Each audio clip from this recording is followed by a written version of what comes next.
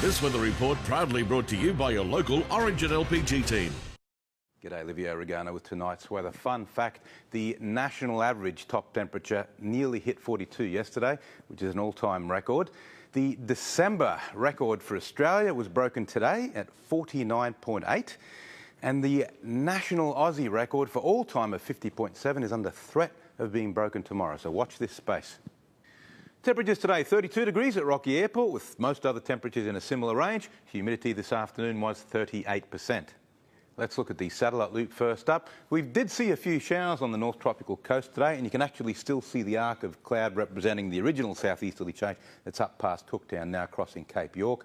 In its wake, we've seen those showers, but once you go past the Whitsundays or so, it's been very, very dry. A little bit of high cloud there over northern New South Wales. Now, on today's chart, we've still got an inland trough, and its position, which hasn't moved much, is causing the incredibly hot winds not just over Western Queensland, but over the southwest of WA, where these incredible records are being broken. Today it was at Yucca. Locally, closer to home, we've still got easterly trade winds, so it's not too bad. Now, on tomorrow's chart, the easterly trade winds still blow, so relatively mild, but inland it's going to get extremely hot with the north winds continuing. Now, the latest from the Weather Bureau, the boating forecast for Capricornia waters, southeast to east winds up to 20 knots tomorrow, same again on Saturday, east-northeasterlies 10 to 15 knots for Sunday.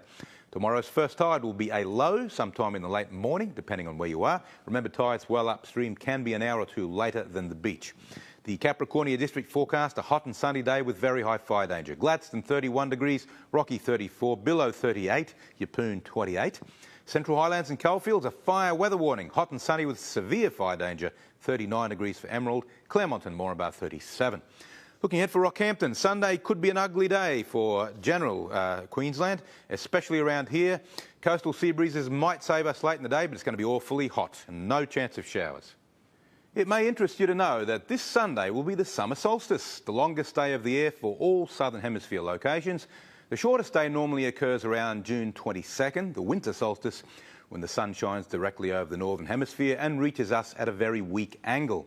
In spring, when the sun moves south again, the days get progressively longer until we reach the equinox on September 23rd, the crossover point when the sun lights both hemispheres evenly and the entire planet spends equal time in light and darkness.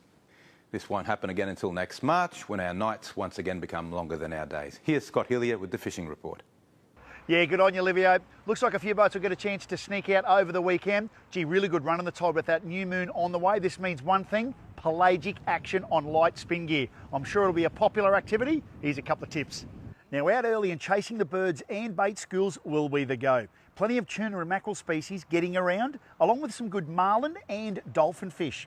Now, back in those rivers and creeks, there's been a really good run of queenfish down around the mouths, casting medium-sized poppers and then ripping them back across the surface nice and quick. They are great fun on light spin gear. Also, the big grunter, keep rods bent at the moment using fresh strip baits. Now, the key, running tide is your best time, best for bait, strips of mullet or squid. Now, Peter Capper holds up a lovely snapper he caught on a day out to the wide grounds using whole pilchards for bait. Great fish, Pete. Now, here's a tip for all the boaties coming into the Christmas holiday period. Safety gear. Now, some of them have got expiry dates printed on them, like your flares, and of course this one here is an EPIRB. So if you are planning a trip out in the boat, get in and check those dates. If they're out of date, make sure you renew them and get them into date, because you can expect plenty of enforcement out over this Christmas holiday. If you do wet a line, I wish you the best of luck, and to you and the whole family, have a safe and Merry Christmas. I'll be back here next Thursday night, 7 News. Have a great weekend.